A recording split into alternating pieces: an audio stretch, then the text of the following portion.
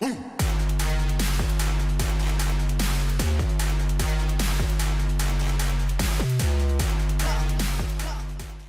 we're live on Facebook, everybody. Awesome. Did you do it into the group or the business page? We're zooming into onto the LabCoatAgents Facebook page. Got it. And we're live. Sorry for the delay.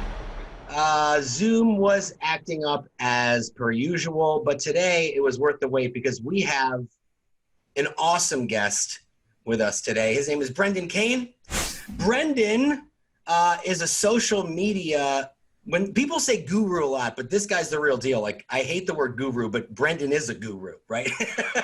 He's a guru. He's a strategist. He's a social media master. Some of the social media presence that he's built for people like Taylor Swift, Rihanna, Michael Strahan. He's been the VP of Digital for Paramount Pictures. He's helped companies like Netflix, IKEA, Disney. He's helped these people and companies grow massive social media followings. And he recently wrote a book called 1 Million Followers, How I Built a Massive Social Media Following in 30 Days. And the cool thing about this book is Brendan thought it would be a fun experiment if he used his own strategy that he used for celebrities and companies on himself. Because he wasn't a household name out of the industry. You know, the regular person on the street doesn't know him. And he wanted to see if the strategy worked on himself, just in every guy, every man, and it did. And so 1 million followers is all about that. And if you don't believe me, go look him up on Instagram and Facebook. Brendan, you got like 2.5 million followers now on both of those networks, on Instagram and Facebook, right? Yeah, I think we're at 2.5 between the two of them. And it's like, even like the book, some people get caught up in my social audience, but really collectively between my team and also the people featured in the book, we've amassed well over 100 million followers and over 50 billion views. So it's not just like, hey, look at my social accounts. It's like, it's much bigger than just that. And the foreword of this book is written by Prince EA. I absolutely love Prince EA. Tristan, you know Prince EA? I do, buddy. That guy is awesome. If you don't know him, check him out. So that's pretty sweet that the foreword is written by him. So let's jump into it. Thanks for being here with us, Brendan. We appreciate you being here. And guys, we're going to be giving away some books. If you've registered for this webinar, be on the lookout for some giveaways afterwards when we send out the replay and all that good stuff. So Brendan, thanks for being here. Let's get started. I'm just going to start off with content, which is one of the most challenging tasks, I think, for everybody. But as real estate agents, it seems to be the most challenging, and content is really king. So coming up with original content is definitely a pain point for real estate professionals. It forces them to think like marketers, which isn't really why they got into the business. But what do you think the simplest, most effective way is for someone to come up with engaging content for Facebook so their content gets shared and organically reaches other people? Yeah, it's a great question. And I want to kind of set the stage for the answer to that, because there's some things that we need to really dive into to really understand the approach to creating effective content and engaging content.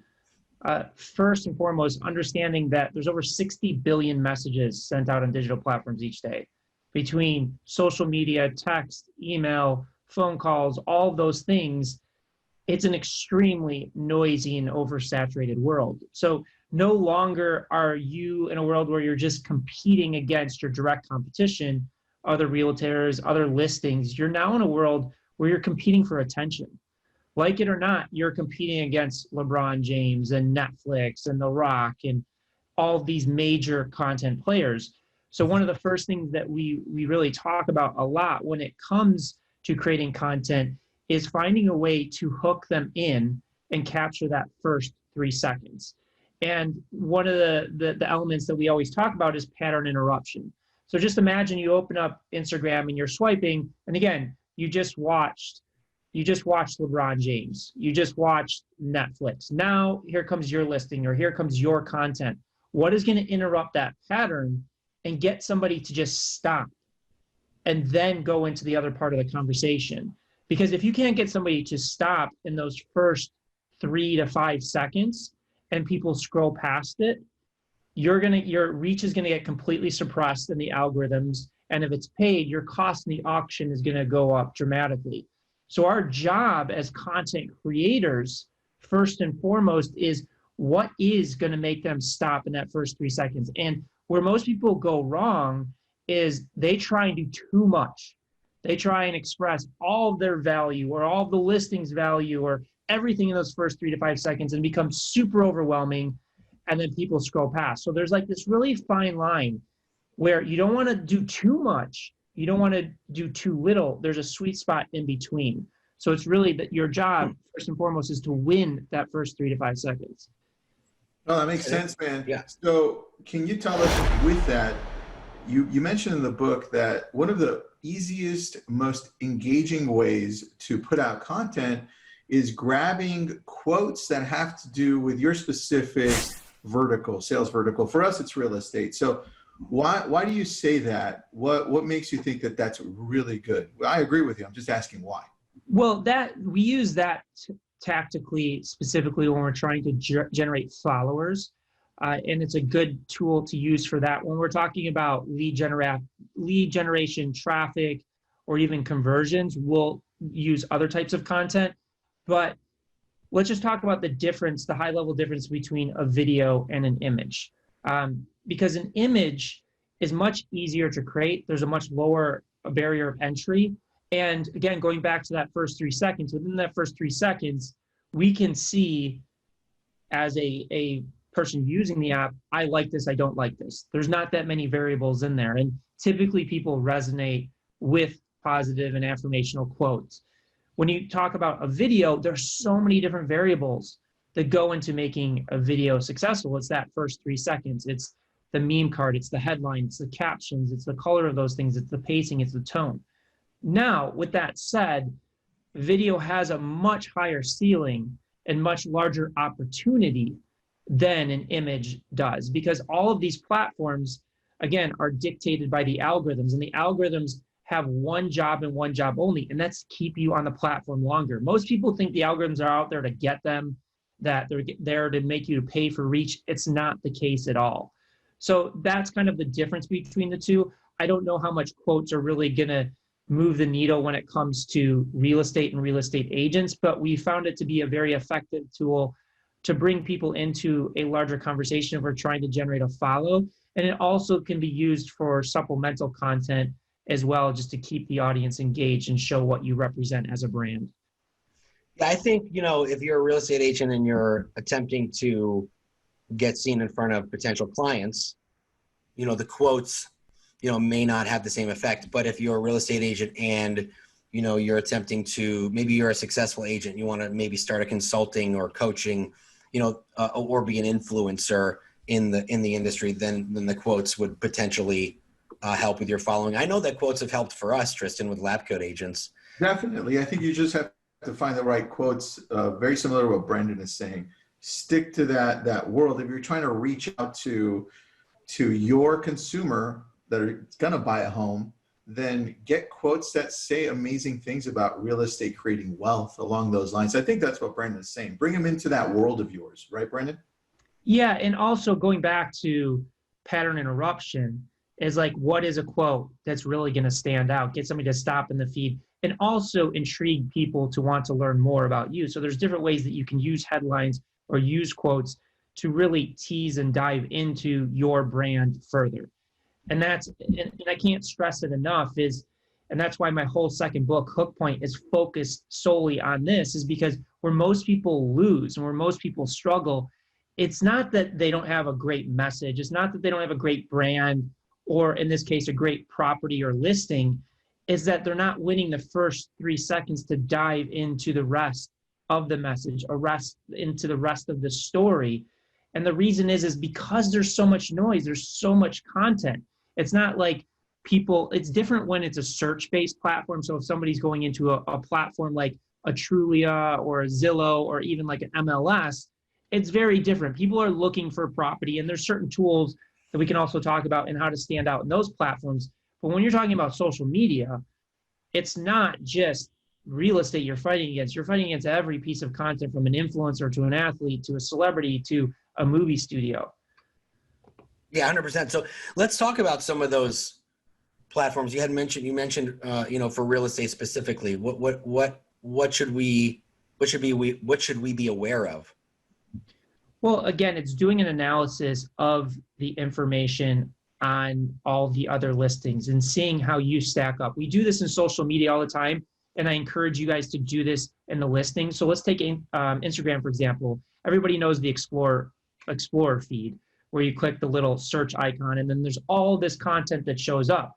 One of the exercises that we'll do is we'll create a version of that in Photoshop or another image-based platform, and then we'll start inserting our images or thumbnails into that and seeing how it stacks up visually against the other one. So a great experiment for you or for realtors with Trulia or MLS or any of these platforms is do the same exercise. Create a Photoshop thing and show what a consumer is going through and see how your image stacks up, or how your headline stacks up, or how your pricing stacks up.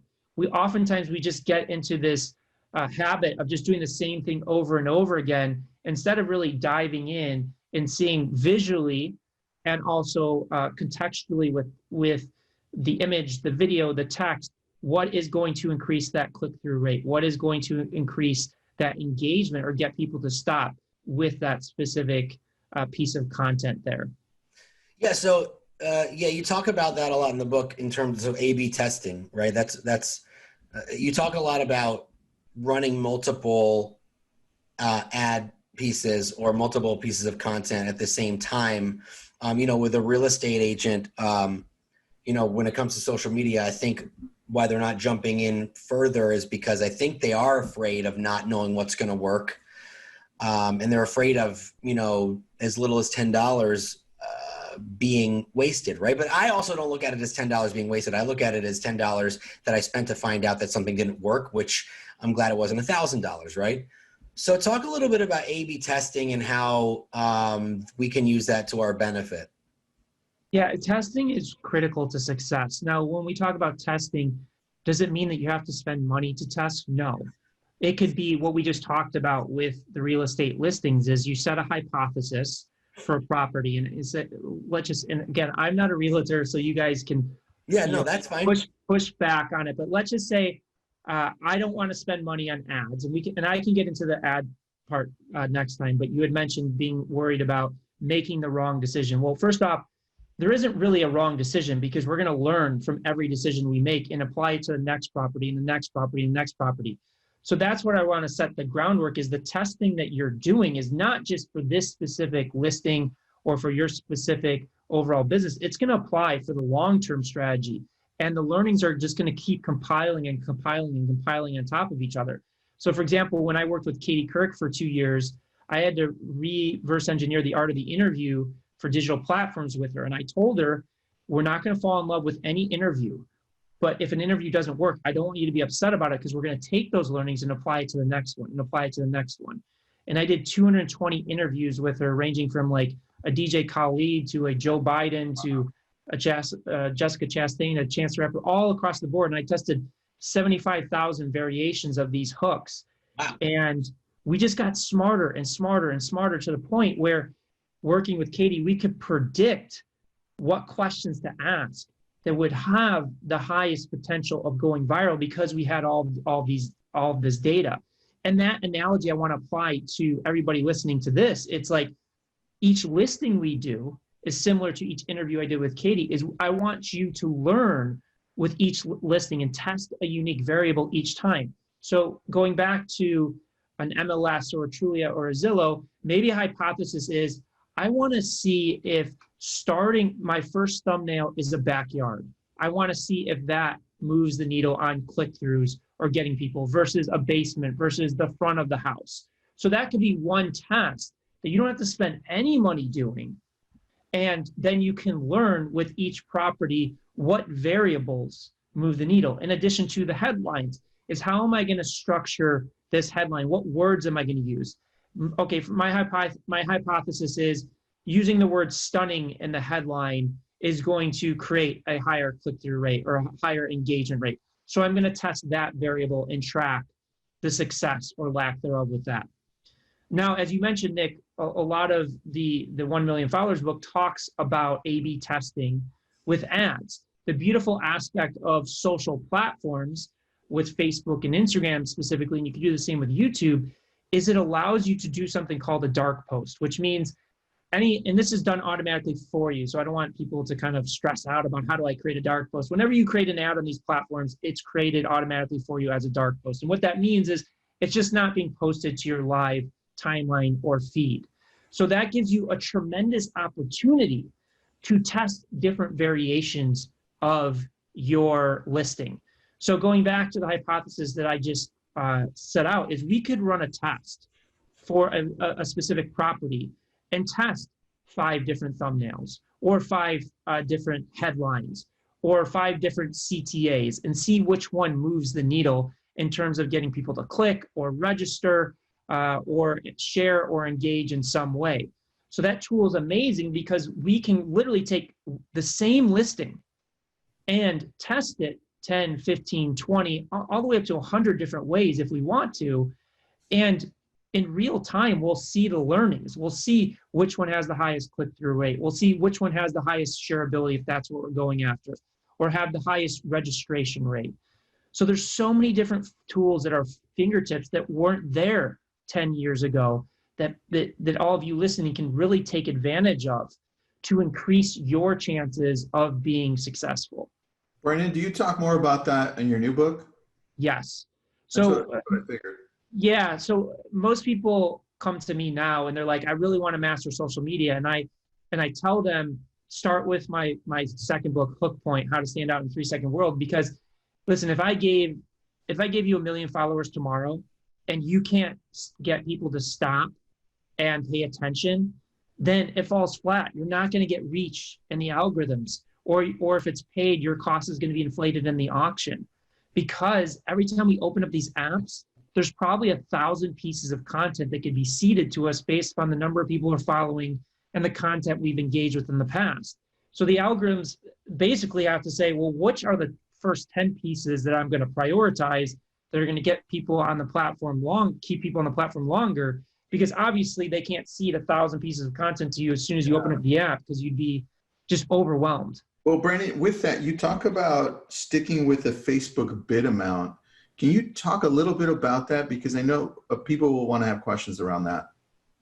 Yeah, so this is kind of a more tactical answer. So if people don't understand what we're talking about, just follow up with more questions. But when you launch a Facebook or Instagram ad, there's basically a daily amount that is automatically kind of a suggested daily amount in there. Kind of like for some campaign, and it depends on the objective that you choose. And for those of you who don't know, when you're creating a Facebook or Instagram campaign, there's different objectives. There's clicks, there's leads, there's conversions, there's engagement, there's views. And across the board, what we have found is that when you stick with that daily budget amount that's already stock filled in, typically it's anywhere from $11 to $25 a day. We leave it there for that ad set. And what we do is if we need to increase spend, we duplicate the ad set and we swap out variables. So people will ask, well, why do you do that? I want to spend $200 a day, not $25 a day. Well, what we found is the more that you increase that daily budget in the ad set, the more your cost increases in the auction. So essentially you're paying higher to reach the same number of people. So again, just to recap, what we suggest is whatever that daily budget is in the ad set, whether it's $11 or $25 when you first create it in the ads manager, stick with that. And if you need to scale, duplicate the ad set. So if we want to go from $25 a day to $100 a day, what I would just do is duplicate the active ad set 3 more times and swap out some variable of it, and that will help us increase to the $100 a day mark. Yeah. One of my favorite sections in your book, Brendan, way back when I picked it up, is PCM, dude. I wrote tons of notes on that section. That's a good one, dude. Let's talk about it. It's probably my favorite section. Can you explain PCM and the 6 personalities so that people can understand that? Absolutely. So I'm glad you brought it up because we have integrated that. And I don't know if you remember the guy, Jeff King, that's in the PCM section. So he ran a school near you in Malibu for James Cameron and Susie Cameron. So unfortunately, they had to close that school due to COVID. So I just hired Jeff recently a few months ago. So our whole agency is now built with process communication model. So all of our staff is trained in it. All of our clients are trained in it. All of our content is. So one of the biggest things that I see with content and where brands or companies fail, it's not about their message. It's not about the quality of their product or their service. It's not, in your case, it's not the quality of your listing. It's the way that you contextualize it so most people can hear it. So one of the biggest mistakes people make when creating content is they're creating it based on how they perceive the world and not looking at it how the general population perceives the world. So with the process communication model that's used by the likes of NASA, Pixar, Bill Clinton, Audi, all trained in this to connect at scale, it's been around for about 40 plus years. And what they've discovered that within each of us, there's 6 different ways that we can perceive the world. Now, the difference is we're not putting anybody into a box. We have access to all 6, but we generally use one as our base way of perceiving the world. So there's people like myself, the base way is perceiving it through thoughts and logic. So data is like a big part, like data, facts, it has to make sense. Then there's a big portion of the population that's about feelings and emotion. It's about how it makes them feel. It's not about the data or the facts. Then there's people that perceive the world through values and opinions. It's like, do I believe this? Do I trust this? Then there's people that perceive the world through humor and fun. Is it fun? Is it exciting to do? And then there's people that perceive the world through action. They just go. They don't think, they don't feel, they don't perceive. If any of you guys have seen any of Tom Cruise's movies, especially the Mission Impossible, he's always running. He's never stopped. He's not sitting there thinking. He just goes. And then there's another that is people that reflect. So these are the people that are very quiet. It's like the Albert Einsteins of the world that they're sitting and staring out a window and you're like, what are they doing? They feel almost disconnected from the world, but they're just reflecting on the world. So again, giving myself as an example, I perceive the world through thoughts and logic. So if I just go out there and start talking about a real estate listing, just about the facts of it's this many square feet, it's this price, and just the data around it, I'm probably going to alienate, close to 75% of the North American population. So if I'm selling a house or I'm creating a piece of content around the listing, what I would do is I would list the data. I would say, this house is X number of square feet and this cost per square foot, and the percentage of success in the school districts is as X. Then I would move to the feeling. And I know you're going to feel so comfortable in this house because it just feels really good to be there. And I believe that this is the right choice for you, that you can trust that this is going to be the best piece of property.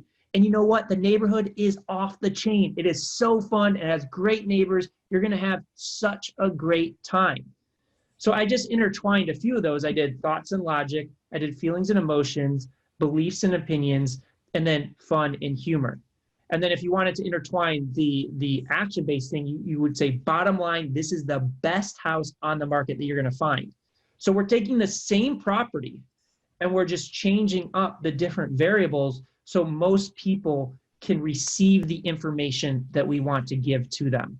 Because again, if I just did data and facts, or if I just did feelings and emotions, I'm going to alienate a big percentage of the people. So everything that we do through our content and through our clients, we train them in the process communication model so that they can first understand how they perceive the world.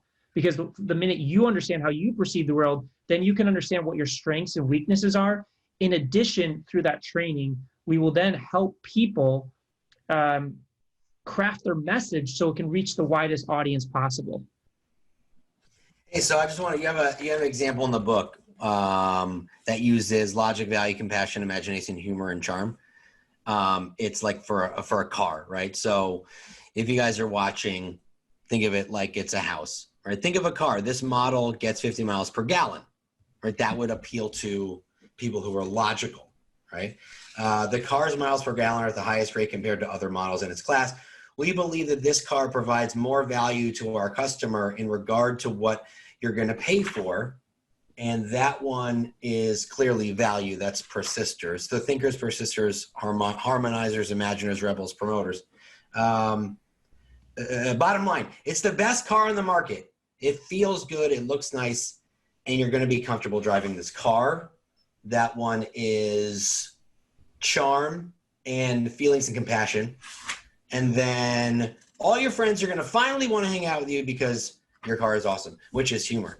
So that's kind of cool that, you know, that encompasses all 6 of the personality types. We should start writing Facebook ads that way. What do you think? We do everything. For our listings.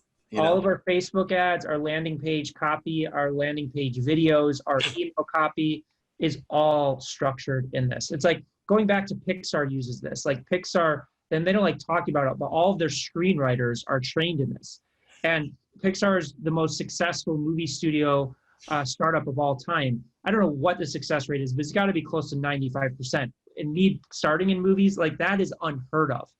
And the reason though they're so successful is they design a character for each way that somebody perceives the world. Mm-hmm. So there's a character that's focused on feelings and emotion. There's a character focused on thoughts and logic, values and opinions. And that's why when you sit down at a Pixar movie, the whole family can go, and it's such a diverse audience because they're pulling everybody into it. Now, the other fascinating use case of this is especially when you're engaging with a buyer of a house, or even trying to close somebody to sell their house, the better that you can get at how to identify that the way they perceive the world, the more effective that you can communicate. Because let's just say you find a client and it's all about feelings and emotions. All they care about is this house going to make me feel good? And you're just sitting there saying the data and facts about it. Like it's got X number of square feet. It's, you know, this price, it's this price per square feet. You're going to disconnect on that connection. But if you can immediately recognize this person, you know, perceives the world through feelings and emotion, and then you match them with that, then that's where the real connection comes with. Now, that doesn't mean if you're somebody that perceives the world through thoughts and logic that you have to stay in feelings and emotion, but you have to at least meet them there so they can connect with you and then they can hear you. Yeah, totally, 100%. All right, dude. So with that, how are you using that with a new platform like TikTok, or have you not even jumped in on TikTok yet? What does that look like? Yeah, I mean, we dive into it a little bit. More of our partners are doing it, but it's the same exact principles. Again, with TikTok, constant endless scrolling. How do we create that pattern interruption to get somebody to stop? And again, with the content, how do we contextualize it in such a way that once we have them there, that we can continue to build that retention? Because when we're talking about gaining attention, you know, there's 3 key pillars to what we define as a hook point. And a hook point, again, at its highest level is grabbing attention, but there's 3 key pillars in order for that to be successful. The first pillar is getting them to stop in that first 3 seconds. But once you have that attention, you need to retain it. So what is the story that you're going to tell now that you have the attention built? And that story has to be good. Otherwise, you lose the attention and it falls flat. Then it moves to the third core pillar, which is authenticity and trust. Do people believe what you're saying? So all 3 have to come together, because if you don't grab attention and get people to stop, you never make it to your story.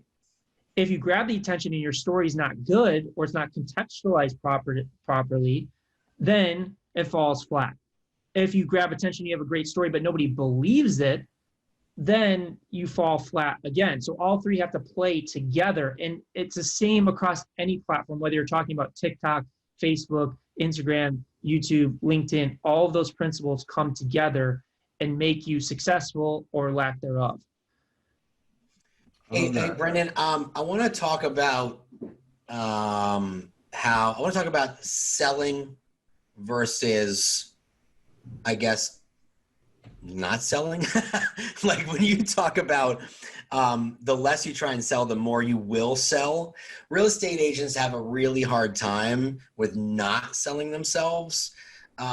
So you say that if a salesperson adopts more of a method of creating content that is less salesy and made to be shared, that's going to lead to actually selling when you're actually not trying to. So what are some examples of that type of method? Right? Because we like to be like, hey, we have a new open house. Woo, nobody cares. So what give me some examples of what that type of method would look like. Because you say that Facebook is for shares, Instagram's for experiences, and we'll get into Instagram in a second. But shareable content, like how do we do that? Like is there like a formula? Yeah, there's a few different tactics that we really look at when it comes to just any type of content. You know, people ask me all the time, like, how do I close like a Taylor Swift or an MTV as a client, or how do I generate 1 million followers in 30 days? It's because I am looking for ways that I can express the most value to somebody, and value can come in many shapes or forms. It can come in the form of just entertainment, making somebody laugh, making somebody cry, making somebody happy. It can come in the form of education and sharing something. It can come in from social currency, something that's just really cool that people want to share with people because it's interesting. So again, to your point is like, if I'm posting open house this Saturday on my social, do people really care? Most of the time, again, in social media, they're not looking for open houses or listings like that. So to me, it's like, what is the mindset of somebody in social media? They're there to be entertained. They're there to be engaged. They're there to find something interesting and fascinating. So let's just take the open house, for example. Like, how would we make it so it's not coming off salesy and more entertainment or more educational? So I would take one element of the property that is really unique. And this goes back to hook points and what we talk about in the hook point book. But what is the hook of that property? What is something that's truly remarkable about this? Like something about, you are not going to believe the basement that this house has, or you're not going to believe this remarkable backyard that these guys took, or the transformation of this backyard. It's like thinking about the home renovation shows. People love that. So instead of saying open house listing, is what is truly unique about this property that would get not just the person looking to buy interested, but the general audience, the general population in that area. Because I think so many people get so hyper-focused is, I just want to target the buyer. I just want to target the buyer. I just want to target the buyer, when you can miss out on, well, what about the buyer's brother? What about the buyer's mother? What about the buyer's brother? And I'll give you an example. So I did a Mother's Day campaign for a company called Chatbooks. And it was a case study in the 1 Million Followers book. But they came to me because my friend was the creative director, and they had an amazing campaign of young kids, like 3 to 8 years old, explaining why their moms are superheroes. And they said, you know what, we want you to only target mothers 45 plus. And I said, listen, I get that, but let me just do some tests and see what happens. And they said they were reluctant, but they let me do it. And when I got into the testing, what I noticed is it was actually resonating with females 18 to 25. And what was happening is those females, 18 to 25, were sharing it with their mothers and tagging them in the post. So what was happening is we were hitting our core demo in a far more powerful way, in addition to introducing the product to a completely new demo. And I think that that's kind of lost sometimes when we're so hyper-focused. I just want to make the sale, so I'm just going to target this specific audience, when I'm sure all realtors out there know that that decision is not just the one person, the wife or the husband or the brother or the sister or the son or the daughter weigh in on those decisions as well. So again, how can we make the property a hook to bring people in? Now, I don't know what you guys think of this guy, but he's been a master of it in the real estate game, is Ryan Serhant. Yeah, we love Ryan. We've had him on a bunch of times. Yeah. So what has he done with his social content? He will go and tour $100 million property, even if he's not selling it. Why? Yeah. Because that's a hook into his brand. And he's even said it himself. He'll have he'll do a tour of a $15 million home that he's representing, and maybe 10 million people watch that. Now, 10 million people can't afford to buy that, but he's admitted that he sells properties through that. So maybe less than 100 out of the 10 million that have seen that are qualified to buy it. But what it does is it introduces people to him, to his brand, to all the people around his brand, and he's hitting his core demo at the same time. And that's where we've seen massive successes. How can you make your brand, how can you make your property interesting to the general public, even if they are not buying right now? Because what that will do is organically, you will get more reach for free, and even paid, it will drop your cost in the auction because the auctions will see that people are engaging with the content.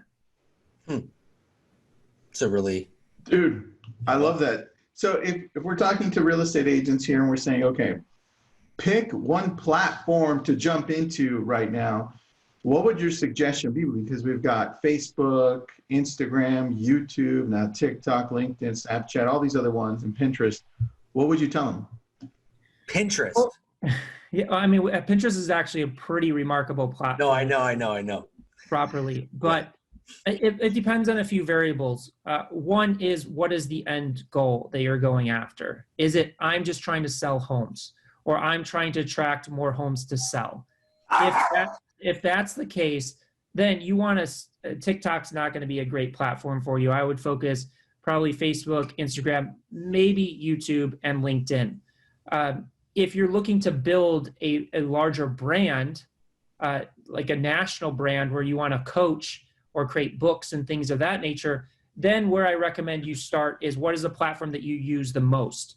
Because you need to be a student of the game. Like, it's not just about going on these platforms and consuming content. It's about going on these platforms and studying the content, studying somebody like Ryan. What is it? Why does it work? What are the hooks that he used? How does he structure his content? Beyond that, understanding the differences from a consumption behavior and the pros and cons to each platform. So, for example, YouTube is an amazing platform because you have long form consumption behavior. You can get somebody to watch something for 5, 10, 15, 20 minutes, even hours in some cases, because that's the consumption behavior that's ingrained. Now, YouTube's a little bit of a harder platform to scale on, but once you build that traction, you can build a very deep connection with your viewers because they're spending more time with you. As opposed to when you look at Facebook, Instagram, TikTok, LinkedIn, it's much more shorter form consumption behavior. You're lucky if you get somebody to watch for 30 to 60 seconds. However, you talk about Facebook, for example, and as Nick mentioned, it's more of a sharing-based platform. So it's all about that share button. It's structured around that share button. So you can reach scale and critical mass much quicker. Instagram, again, it's higher engagement rates, typically a bit easier to grow, a bit easier to get reach in the algorithms, but you're in that short form consumption.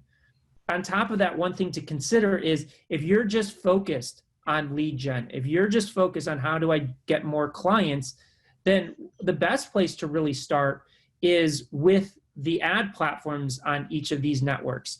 And when I say ad platforms, that doesn't mean you have to start off spending tons and tons of money. You can start off with small amount of money and just test and learn to figure out what it takes to really get somebody to fill out a registration form, an open house form, and measure your key KPIs. And this is one of the areas where people don't focus on, is really define for yourself, what is the value of a follower? What's the value of a click? What's the value of a lead?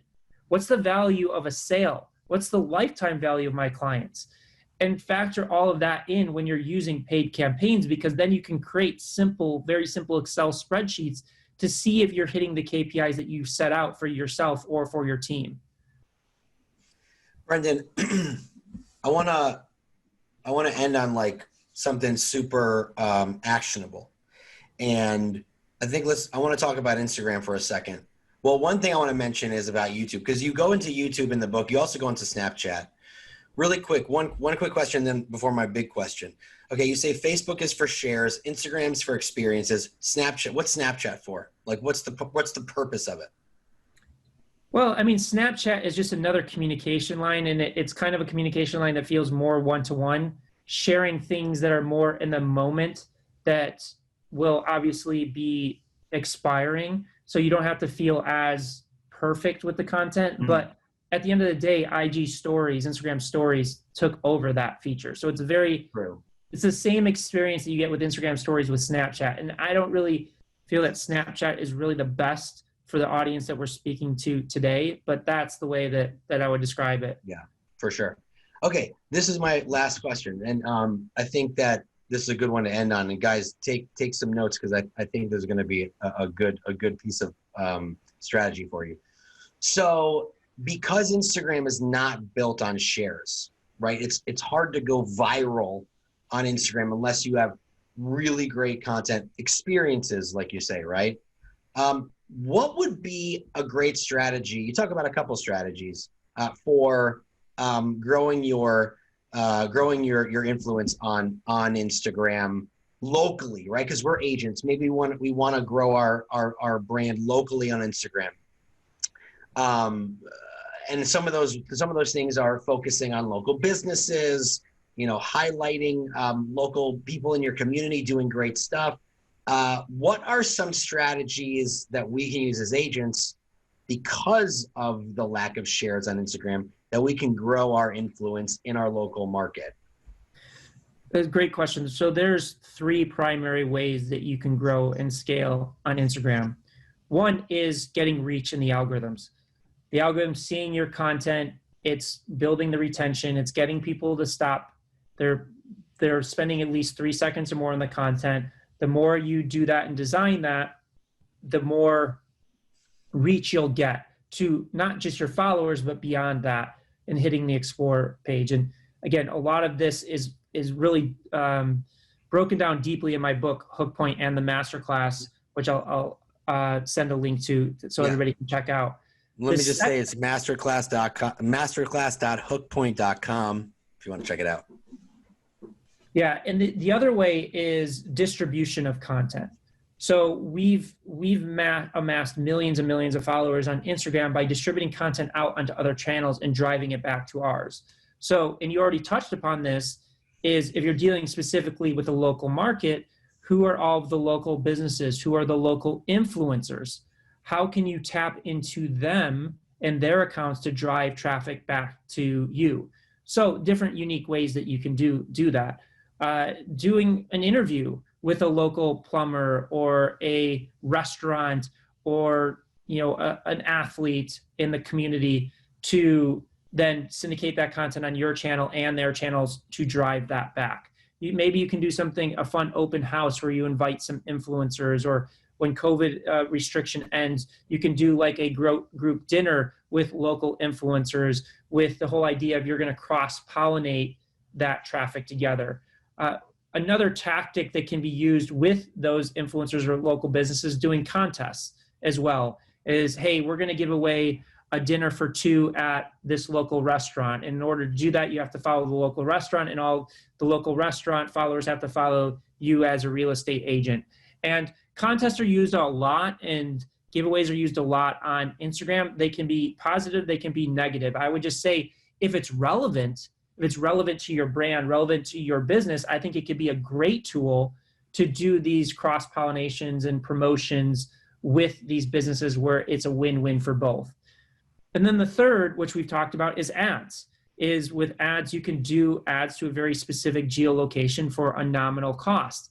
That can also help drive follower growth, drive email list building, lead generation for a business. So those are 3 of the top tactics that I would use specifically when it comes to Instagram. Awesome. And I just want to say, you have a testimonial in the chat here. Jessica Morrison, who is a good friend to LabCoatAgents. She's a huge supporter and she's a great agent. She said that she registered for Masterclass. The content is great. And the last part that you just discussed is pure gold. She's been doing that for the last 2 years, and it definitely works. Dana Gentry, good friend of ours, she says, super strong, thank you. So lots of cool, great testimonials in the chat. Guys, give it up for Brendan Kane. Thanks for being here with us. Go to 1millionfollowers.com. Go to masterclass.hookpoint.com. If you registered for this webinar on Zoom, Tristan and I will be giving away some books. So stay tuned and we'll look out for that contest, and we'll have to figure out how we're going to do it. Because Tristan, remember the last time you gave away books? Yeah, that's why you mail them now. That didn't work out too well. Yeah, I don't mail the books. Brandon, we had Gary V on. He got a whole bunch of books for us, and I was like, I delayed that mailing process for months. We gave away 500 books. It took Tristan like 9 months to send them out. You guys can send me the addresses, and I'll have my publisher send them out, so you guys don't. Oh, dude, why didn't we think of that last time? We needed Brandon. Brandon, thank you so much, man. Thanks, Brendan. This was awesome, dude. Appreciate you being on, and we will see you next time, man.